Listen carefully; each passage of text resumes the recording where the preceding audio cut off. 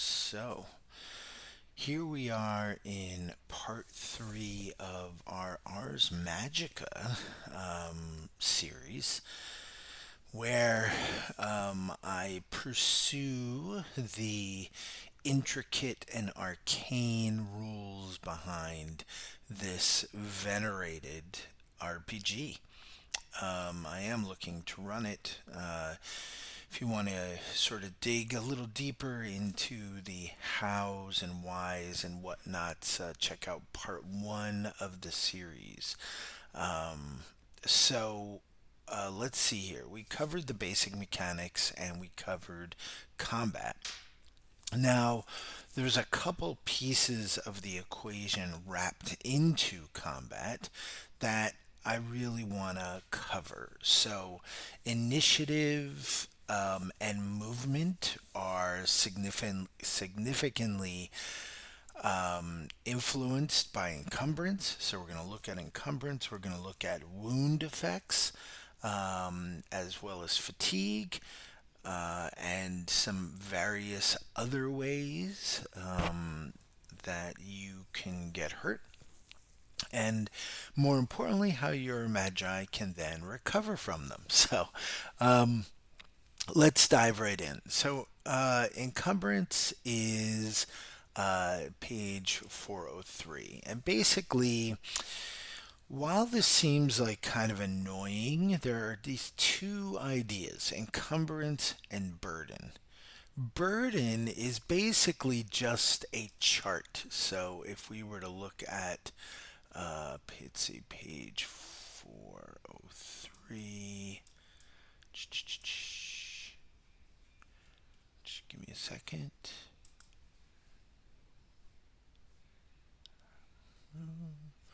403.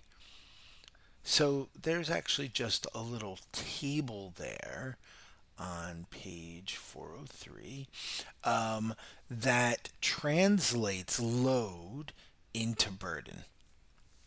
Um, if we were to look at this, we can see that it is kind of logarithmic, right? You could see that, let's see here, the increase from 1 to 3, the 2, increase 3 to 6 is 3, and 4 and 5, and so on and so forth. So it would have been hard, obviously, to just translate load directly to encumbrance. Um, and they tried to then incorporate your strength into what you're directly into your encumbrance. So, strength, what this all means is that strength has a, instead of saying, hey, at your strength, this is what you can carry, they decided to say, hey, here is what your average penalty is going to be based on how much you carry. And then we're going to apply strength to that.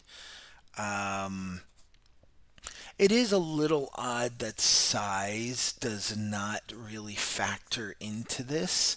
I feel like size and could be included as well. In fact, I mean, I guess you could be like, well, you're a giant, but you're a really skinny giant, right? So I don't know. So it is what it is. How this works is burden is calculated by comparing your total load and looking at the chart, right? And then your encumbrance score modifies certain actions: athletics, initiative, movement, so on and so forth. Okay? So that's basic. The basic idea is that encumbrance as a score. Is burden is basically really they didn't like conflate burden and encumbrance. They actually conflated load and burden, right? So encumbrance by and large equals burden. Okay, so really, what you could say, burden and encumbrance are the same thing, except encumbrance, your strength modifier reduces your encumbrance. I think that would I guess yeah, they did conflate encumbrance and burden, and maybe burden doesn't need to exist. Maybe you just say, hey, your strength modifies encumbrance. But so they have this extra thing called burden. Burden minus strength equals encumbrance. I think I should put that in here like that, right? Burden minus strength equals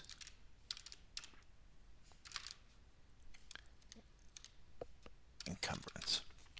Okay. And so you have an equipment whose load, let's say, adds up to 9. Your burden is 3. You could see on the chart that we just showed that 10 is the cutoff. So that means that if your load adds up to 9, your burden is 3. And then if you have a strength of +1, your encumbrance is 3 as your burden minus your strength mod equals 2. So you lower your quickness related actions by 2. Alrighty.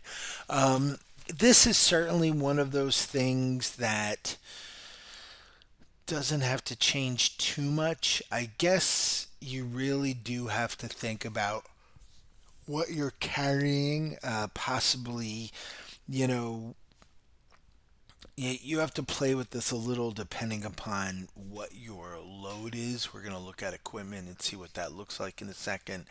Um, so, like, just as an example, most things don't have a very heavy load. You could see the most is a long spear and a warhammer at 3. So, that's a good that's a lot. Really, if you think about that, that's putting your encumbrance to 2 just right off the bat without adding anything else. Your Generally, I think you also don't include weapons you're wielding. You only include weapons you're carrying. Um, and consequently, you don't choose armor you're wearing, I don't believe. If I read that correctly, you just choose armor that maybe you're carrying in your backpack kind of deal. I can imagine that maybe the things you have in your backpack you could drop before you actually fight, but that would take an action. So you do have to think about that a little bit. Anyway, so that's encumbrance. Again, it's mostly involved in doing athletic actions and initiative. So if you're not really worried about your athletic actions or initiative, then you don't really have to worry about this.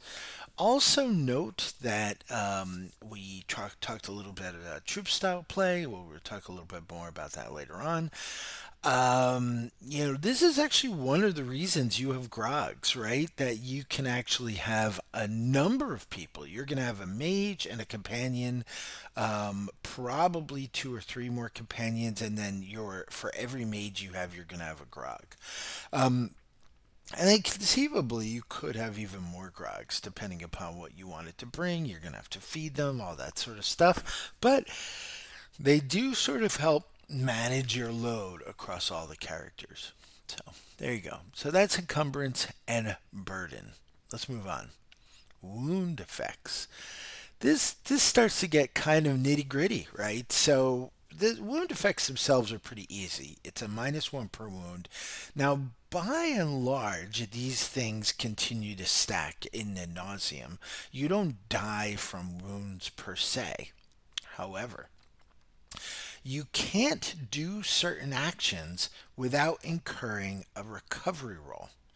So, if you have a -1 or a -2, so that is like a light wound or two light wounds, you can't really do anything without possibly causing fatigue. All right, or you can't do anything that would possibly cause fatigue. So you're not going out for a sprint. You're probably not fighting anything that could conceivably cause fatigue.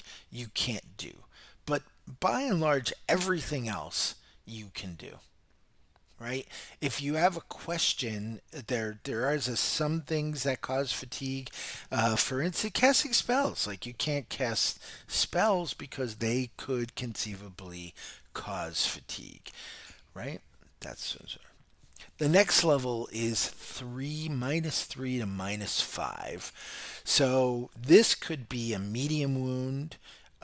It could be three light wounds. It could be any combination thereof of up to -5. Your traveling time is halved, so walking and things like that.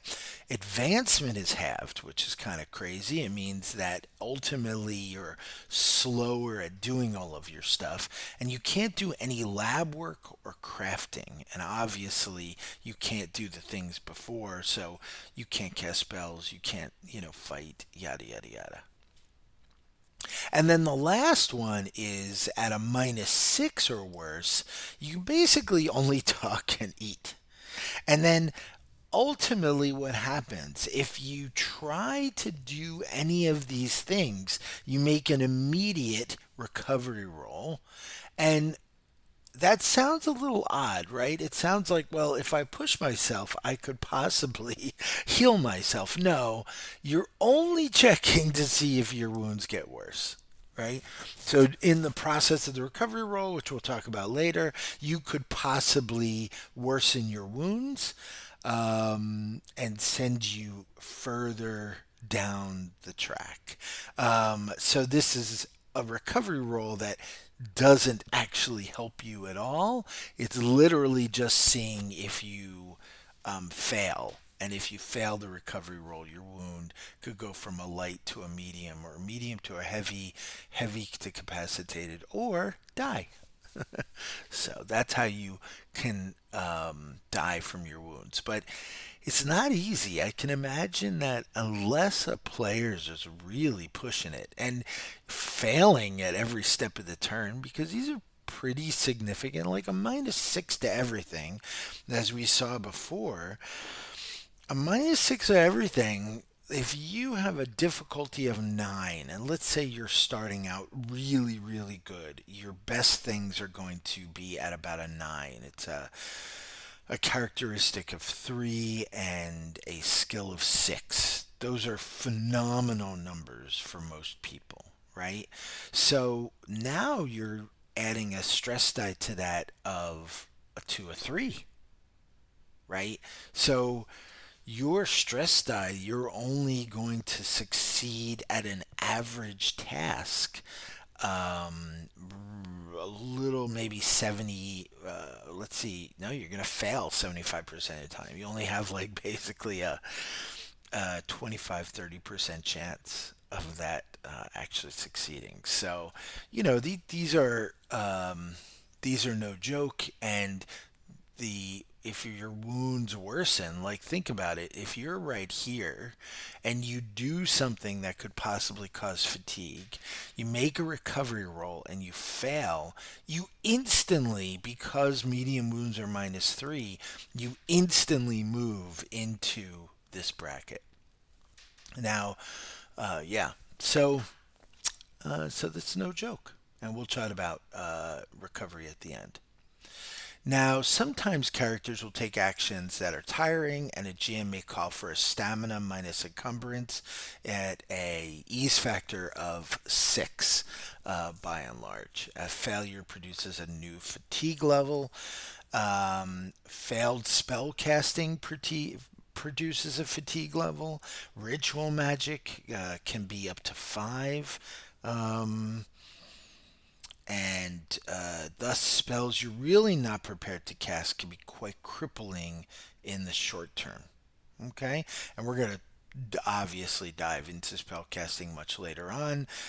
We're not there yet, right? So it's just note these are things that cause fatigue. An outcome of a failed Kermidin curcumin roll is as a fatigue levels, and we'll cover wizard tools in another video. But important to note that that all of these things produce fatigue levels. Well, what does that mean? Let's go ahead and insert a little break in there.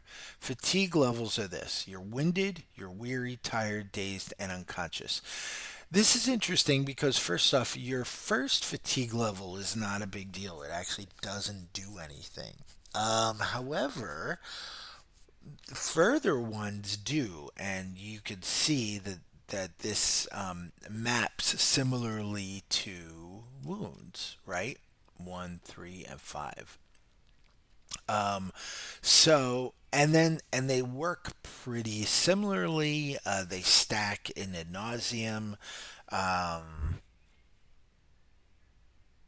you and then if you're unconscious or incapacitated, you can't act. That's pretty obvious. All right.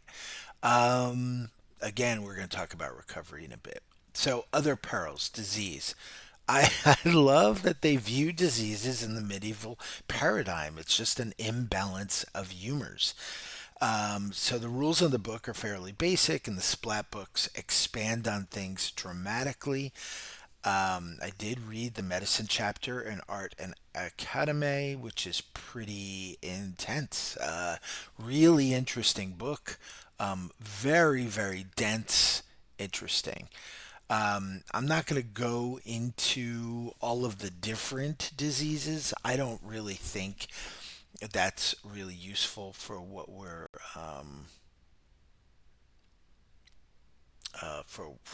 looking at. However, I would suggest not reading Art and Academy, at least the medicine section, unless you have a character that's learned in medicine or a corpus user. I think these two people, that book would actually be very useful.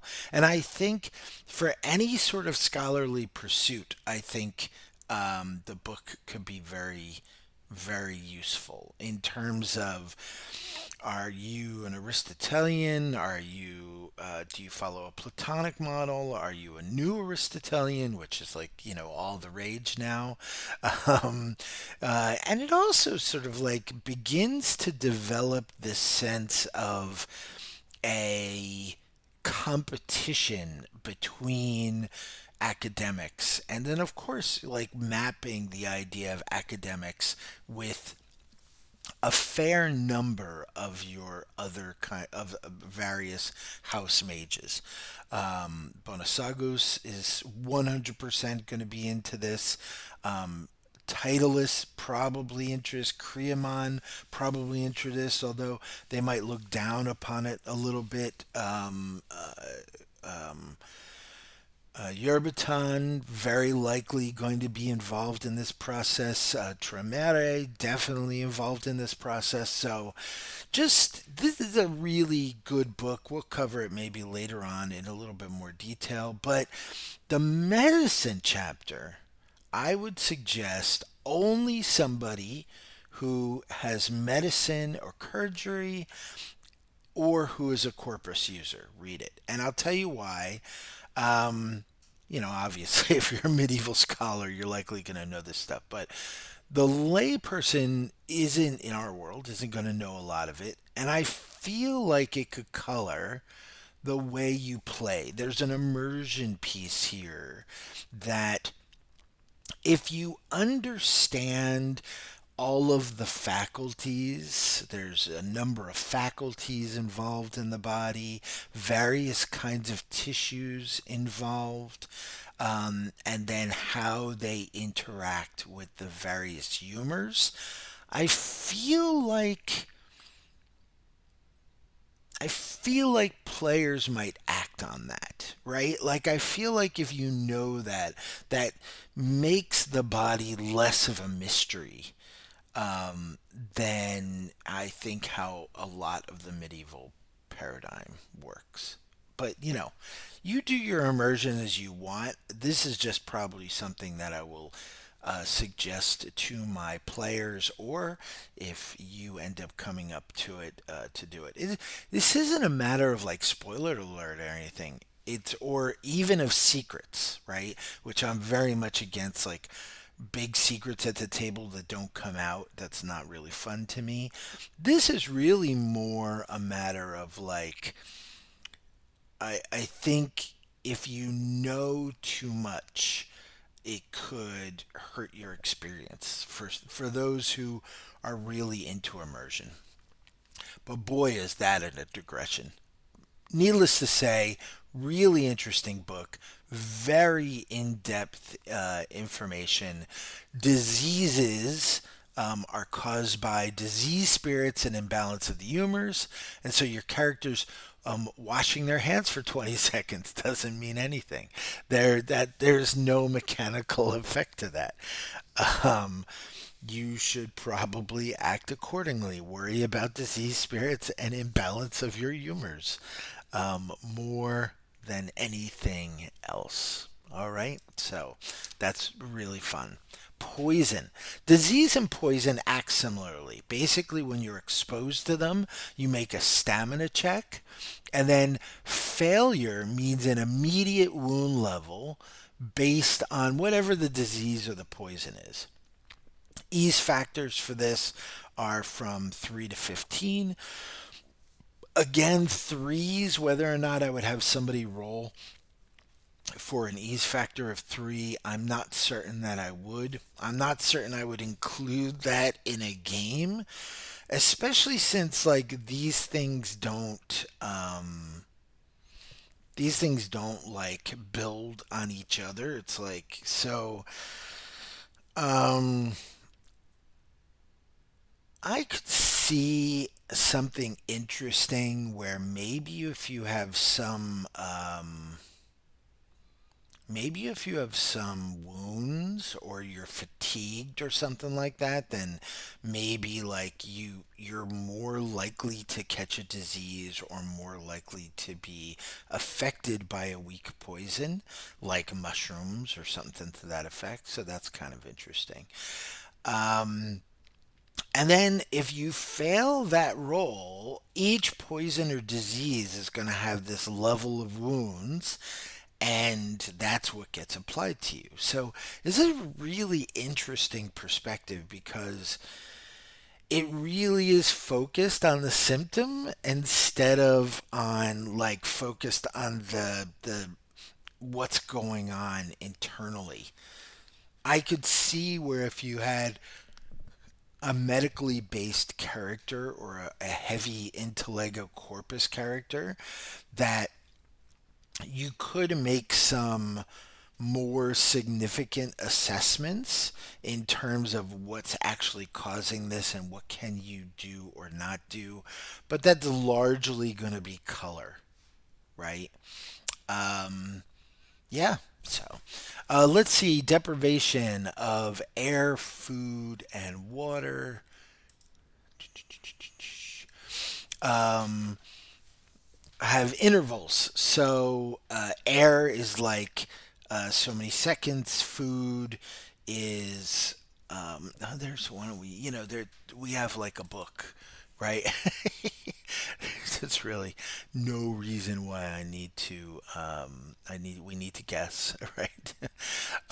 So deprivation, air is 30 seconds. Here we go. Water is a day and food is 3 days. Most of us know these numbers, right?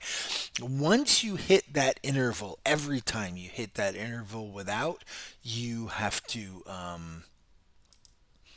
uh, you have to make a stamina check. Failed stamina checks um, then incurs first. It actually recurs failure and fatigue, and then once your fatigue levels have pushed you into unconscious, then it begins to cause actual wounds, which is pretty interesting. You can only recover from deprivation by breathing, eating, drinking as appropriate, and then it's actually converted to. It's always short-term fatigue, which we'll talk about why that matters later. It's mostly for recovery.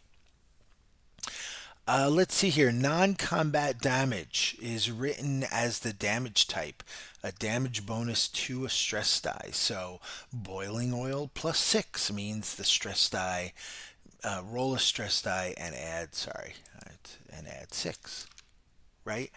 Damage botches mean 0 damage. So, this is a little weird thing where you're rolling to see if most of the time that bonus, that damage bonus, is going to be added to a 2 to 9, 90% of the time, or I guess 80% of the time, technically, right? So 80% of the time, you're going to have 6 plus whatever the stress die was, right? Um, it is weird because in this case, botches are good. Um, Assuming that this damage is being done to one of your characters, which means a botch is 0 damage, right? However, ones, which are normally good, are actually really bad because every one you roll then, you know, doubles the result of the damage. You also add a stress die if soaking damage, and armor may or may not apply as the GM sees fits. Um, so what that means is that there's these two die rolls plus your various soak versus the damage type, right? So there's a lot of variability going on in there, a lot of variability. I'm not certain that I like this much rolling involved in this process. I guess it could be exciting, but I feel like it takes you out of it a little bit. And I think I guess the idea here is that you're saying, oh, well, like, it could be just a splash of boiling oil, or it could be just, what if some of it gets in your eyes and takes off your nose, or, just stuff like that. I don't know. There's also rules for how much of your body is exposed to these agents. So, damage is doubled, tripled, and quadrupled based on how much it's exposed to the body. So, for instance, half of the body immersed in boiling oil is a plus 18, is times 3, right? So, 6 times 3 is 18 plus the stress die. It's a lot of damage. It's a Warhammer right there, baby. Right? So just keep that in mind. So there is a difference between like um, you could probably see where if somebody was to dump, let's say from a murder hole in a castle, somebody was to dump boiling water on you or boiling oil on you, then your like agility check or your I guess would be quickness check, which of course would include your encumbrance. Hey, see how this all comes around? I could see where a GM could say, "Hey, look, let's let's say, if you do this, you're out entirely, but different levels of failure could mean uh, that you're in or out of the boiling oil so much, right? I think that would be pretty interesting. Okay, we got through it. There we go. Now that you've done all this damage to your players, let's look and to see how we get them better. So recovery. Almost everything recovers similarly, so I thought it useful to kind of put everything all at the end here. Fatigue recovers from the most severe to the least, so your worst being unconscious all the way down to winded. And short term fatigue is healed in a few minutes of quiet rest. Dazed recovers after about an hour. So there is, again, a little fatigue chart for recovery. If we go up here to fatigue, here's wound levels. Um, so you could see winded takes 2 minutes, weary it takes 30, and dazed is 60. Unconscious is 2 hours plus an hour for every additional fatigue level, which is pretty interesting. So, however, long term rest is overnight. You have to sleep overnight for every fatigue level that you have, a long term fatigue level that you have, which is, of course, why they have it downgrade deprivation, also like combined fatigue levels. If you have two fatigue levels, one's long term, one's short term, it actually goes downgraded to short term at the worst levels. So if you have dazed short term, but weary long term, it goes to dazed, and then for recovery's sake, and then but it's only 60 minutes. So so it can be pretty complicated. We're going to see in during the game what that means. It is a little frustrating that you have to manage like each and every fatigue level and each and every wound level individually. For most things, you generate. Oh, okay. Well, hold on. Let's before we move on to that. Insert a little break here just to make that easier.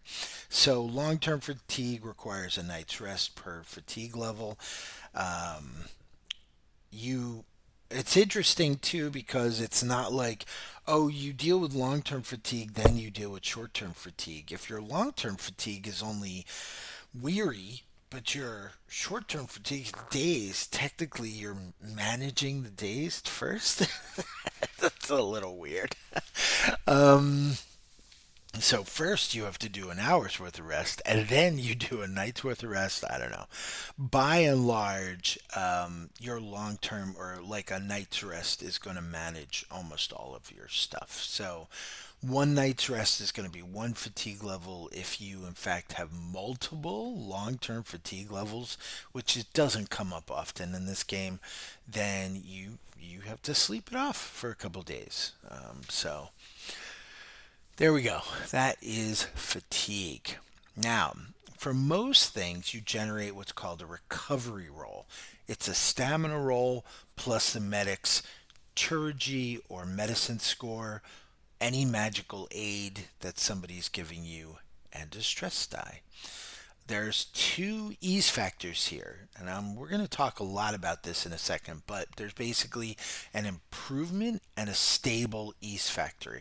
Improvement is the higher one, stable is the lower one.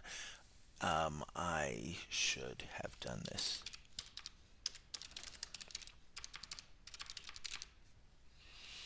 Okay, now recovery totals above improvement lowers the wound level. So if you succeed at the improvement score, right, the improvement ease factor, you actually lower your wound level, right? And if you're at light, it goes away. Recovery rolls between the two, right, keeps a patient at the same level and provides a +3 bonus to your next recovery roll for that wound. Little little boost, right?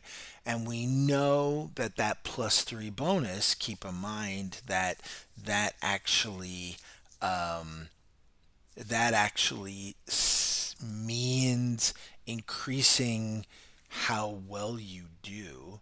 Now, if we look at this, here we go. You could see the different wound levels right here, right? A light takes a week, where you every interval you make a recovery roll, recovery check, and a light wound you need to get over 4 and over 10 to get rid of it entirely. Every month, whew, that's rough, right?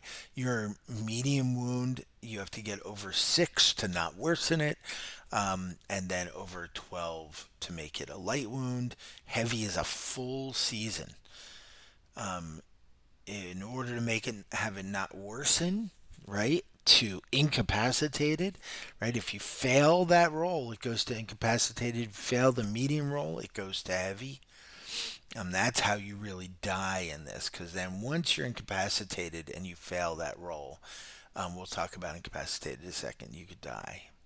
All right. Um, uh, and keep in mind that you have to keep track of that each and every wound. So if you find that you go over the stable and under improvement and you have like three light wounds, you have to make certain that you're like, oh, I'm at a +3 for this one, I'm at a +3 for this one, not at a +3 for this one. This just went from a medium to a light.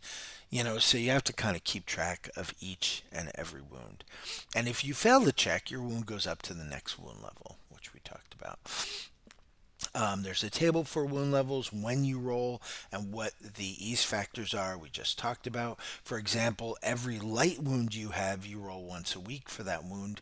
Improvement is at a 10 and the wound goes away, and stable is at a 4.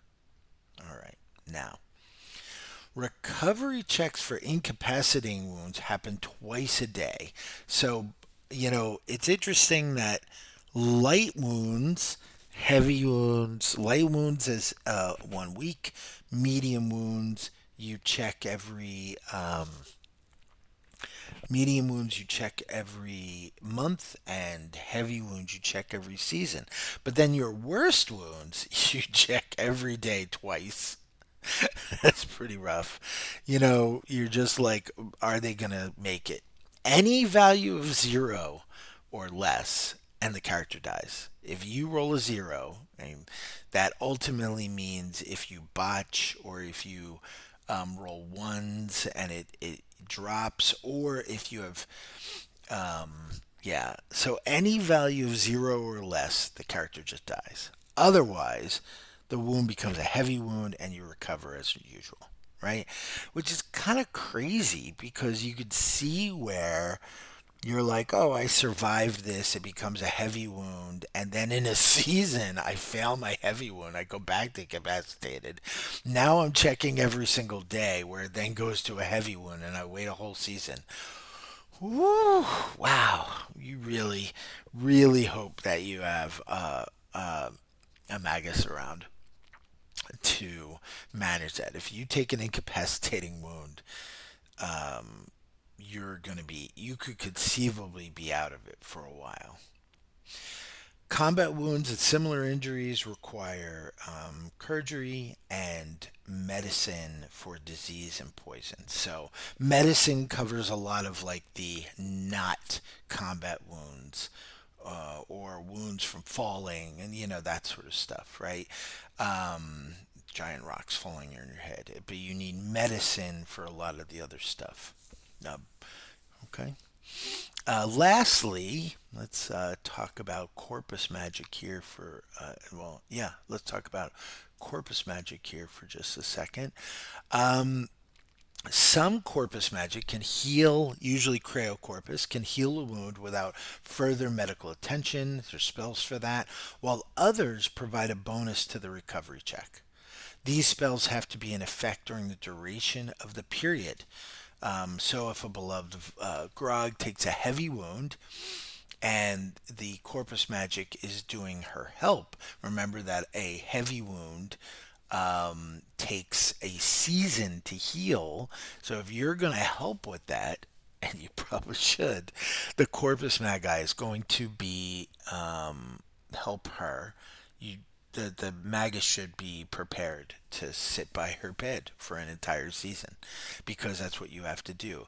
They're not so concerned about the spell casting, I don't think, for that, but you just have to understand that this is what you're doing for a season. So you can be there, quote unquote there, for the role. It's only going to be one role that you're going to have to make, um, depending upon the type of spell that you're doing. Where you're this is the one where you're providing a bonus to the recovery check. You're ostensibly constantly casting that spell. I can't imagine that you'd have to cast that through duration to duration. We'll have to look at that. Maybe that's a thing. Maybe that's a thing. But I think the big takeaway here is that the Magus is sitting by your bed for an entire season. So, all right, so there we are. We have talked about encumbrance, we've talked about fatigue levels, we've talked about wounds, different ways that your characters could get hurt, and how to get better from them. So, I feel like this is the crux of the the basics of the game. We may dive into ability by ability and see what some of those minutiae are. Certainly, our spells are going to all have a lot of different rules, and we'll have to sort of like look at sort of that sort of stuff. But by and large, I think we've seen how the mechanics generally work. I'm not going to talk about abilities until I talk about characters, and I'm not going to talk about creating characters until we explore covenants. So, up next for part 4 of our series is going to be on covenants, how we make them, how we operate them in play. Very excited. Hope you join me next time as we cast this spell together, and have a great day.